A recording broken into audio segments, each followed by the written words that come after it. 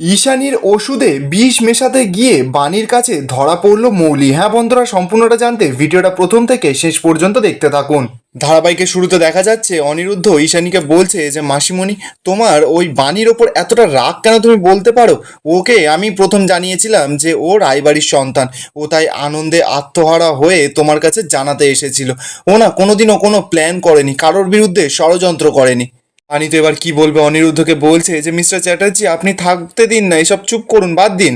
অনিরুদ্ধ তো এবার বাণীর ওপর রেগে যায়, বলছে যে আমি চুপ করব? এতদিন ধরে না এইসব ছেড়ে ছেড়ে দিয়ে আজকে এই অবস্থায় গিয়ে দাঁড়িয়েছে। অনিরুদ্ধ তো আবার ঈশানীর কাছে গেছে, ঈশানীকে গিয়ে বলছে আচ্ছা মাসিমণি, তুমি আমাকে একটা কথা বলো তো, বাণী এই সমস্ত কিছু জানানোর পরে কি একদিনের জন্য ও চেষ্টা করেছে যে ও এই বাড়ির মেয়ে? ও সবসময় নিজের যোগ্যতা প্রমাণ করার চেষ্টা করেছে, ও সবসময় নিজের দায়িত্ব পালন করেছে, নিজের কর্তব্য পালন করেছে। সাথীও তো এবার অনিরুদ্ধকে বারণ করছে, বলছে কি হচ্ছেটা কি অনিরুদ্ধ, এবার তুই থাম। বাণীও তো এবার অনিরুদ্ধর কাছে হাত জোর করে বলছে যে মিস্টার চ্যাটার্জি আপনি এবার থামুন, দয়া করে আর কোনো কিছু বলবেন না। অনিরুদ্ধ তো এবার রেগে মেগে বাণীকে গিয়ে বলছে যে তুমি বলতে পারো কেন এইগুলো সহ্য করবো, প্রতিনিয়ত এইসব কথাগুলো কি সহ্য করা যায়? ঈশানী তো এবার অনিরুদ্ধর ওপর রেগে গেছে, অনিরুদ্ধকে বলছে যে হ্যাঁ সেটাই তো, কেন সহ্য করবে তুমি? কদিন আগে তো ওই মৌলির গলায় কাটারি ধরেছিলে, এবার আমার গলায় ধরো। ধরে আর শুধু ধরে থাকলে হবে না, চালিয়েও দাও। আমাকে না তোমরা মেরে ফেলো, কারণ আমাকে মেরে ফেললেই তো তোমাদের সুবিধে, তাই না? আমি মরে যতদিন বেঁচে থাকবো আমার মেয়ের সামনে ঢাল হয়ে দাঁড়াবো। এমনিতেই তো বাবা আর মেয়ের দূরত্ব বাড়িয়ে দিয়েছো, আর আমাকে শেষমেশ তোমরা মেরেই ফেলো, এই বলেই তো কাঁচতে শুরু করে দিয়েছি ঈশানী। আর বাণী তো এবার যখনই ছুটে যাবে, মৌলি তো এবার বাণীকে থ্রেট করছে, বলছে তুমি না আমার মায়ের থেকে একদম একদম দূরে থাকো। বাণী তো এবার মৌলির কথা না শুনে যখনই ঈশানীর কাছে যায়, ঈশানী তো সঙ্গে সঙ্গে বাণীকে ঠেলে দেয়। বাণী তো গিয়ে সঙ্গে সঙ্গে অনিরুদ্ধর কাছে গিয়ে পড়েছে, অনিরুদ্ধ তো বলছে বাণী তুমি ঠিক আছো তো? পিনাকি এবার কি বলবে, বাণীকে বলছে যে বাণী আমার না সত্যি আর কিচ্ছু বলার নেই। এরপর দেখা যাচ্ছে ঈশানী ওখান থেকে রাগমাগ দেখিয়ে চলে যায়। এরপর বেশ কিছুক্ষণ সময় কেটে যায়, ঈশানী তো কাশি কিছুতেই থামছে না। বাণী আর অনিরুদ্ধ তো সঙ্গে সঙ্গে ঈশানীর কাছে ছুটে গেছে, ঈশানীর জন্য জল টল দিচ্ছে। ঈশানী তো খুব রেগে আছে বাণীর ওপর, বাণীকে বলছে যে আরে তোমাকে না একদম দরদ দেখাতে হবে না, আর আমাকে একদম ছোঁবে না, তুমি এখান থেকে যাও তো। ঈশানী তো এবার কাস্তে কাস্তে যখনই বালিশের মুখটা দেয়, সঙ্গে সঙ্গে তো বালিশের গায়ে রক্তটা লেগে যায়। বাণী আর অনিরুদ্ধ তো সেই রক্তটা দেখে পুরো চমকে গেছে। বাণী তো সঙ্গে সঙ্গে অনিরুদ্ধকে বলছে যে মিস্টার চ্যাটার্জি রক্ত বেরোচ্ছে, আপনি তাড়াতাড়ি করে যান, গিয়ে ডাক্তার ডেকে আনুন।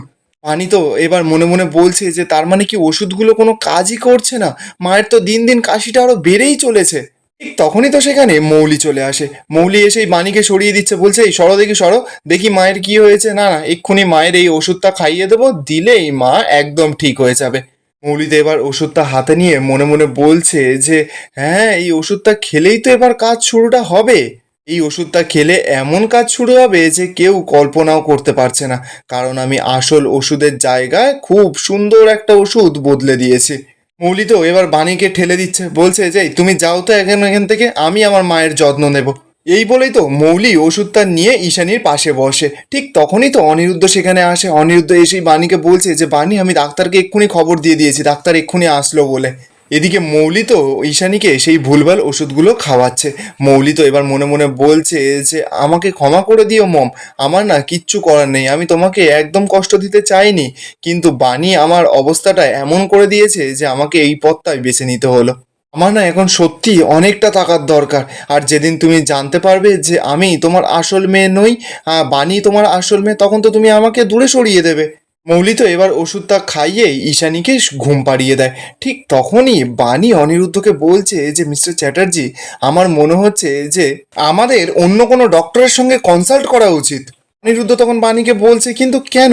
বাণী তখন বলছে যে মায়ের এতদিন ধরে ওষুধ খাচ্ছে, কই কোনো উন্নতি তো হচ্ছে না, উল্টে অবনতি হচ্ছে কেন?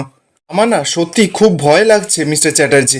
বা ঠিক তখনই তো মৌলি এবার রেগে যায়, বাণীকে গিয়ে বলছে যে আমার মমের এখানে এই অবস্থা, আর তুমি এখানে নাটক করছো। আজকে মমের এমন অবস্থা কেন হলো? শুধুমাত্র তোমার জন্য। তুমি আসার পর থেকেই না মমের আজকে এই অবস্থা। বাণী তো পুরো চমকে যায় কথাটা শুনে। মৌলি তখন বাণীকে আরো বলছে তোমাকে দেখলেই না আমার মম পুরো এক্সাইটেড হয়ে যায়, পুরো একদম অস্থির হয়ে ওঠে। তুমি আমার মমের জীবন থেকে চলে গেলেই না একমাত্র আমার মম পুরো সুস্থ হয়ে যাবে। এই বলেই তো মৌলি সঙ্গে সঙ্গে বাণীর হাত ধরে টানাটানি শুরু করে, গেট থেকে বের করে দেবে বলে। বাণীও তো মৌলিকে সরাসরি জানিয়ে দেয় যে মায়ের যতক্ষণ না শরীর ঠিক হবে আমি এখান থেকে কিছুতেই যাব না।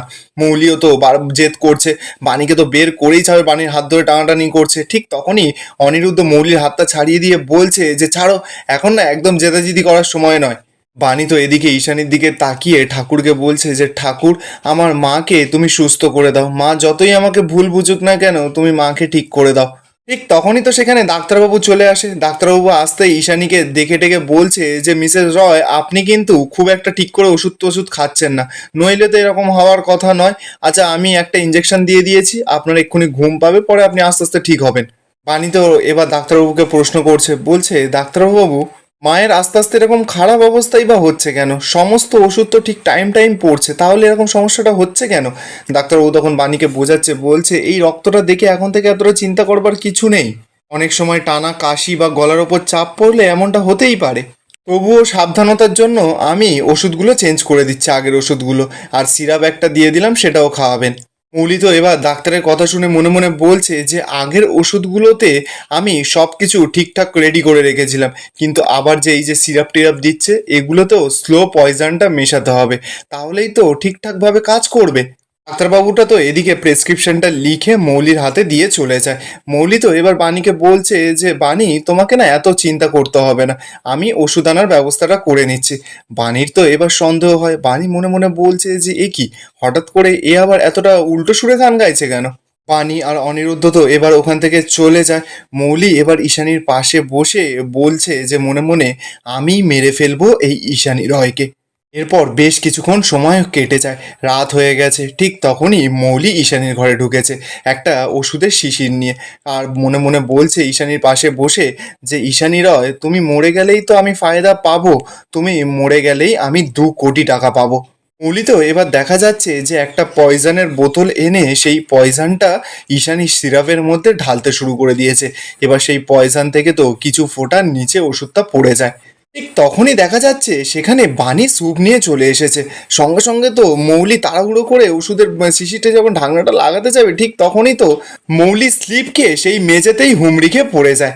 বাণী তো এবার স্যুপটা নিয়ে মৌলির কাছে এসেছে, মৌলিকে বলছে যে এ কি, তুমি এখানে আড়গোড় খাচ্ছ কেন? মৌলি তখন রেগে মেগে বাণীকে বলছে যে এটা আমার মায়ের ঘর, আর আমি আমার মায়ের ঘরে আছাড় খাবো কি হামাগুড়ি দেবো সেটা আমি বুঝবো। ঠিক তখনই তো এবার বাণীর একটু সন্দেহ হয়, আর এখানেই আজকের এপিসোডটা শেষ হয়ে যায়। আপনাদের কি মনে হচ্ছে, বাণী কি মৌলির এই চক্রান্তগুলো ধরতে পারবে? কমেন্টে আপনাদের মতামত অবশ্যই জানাবেন, আর ভিডিওটা ভালো লেগে থাকলে চ্যানেলটা সাবস্ক্রাইব করে যাবেন।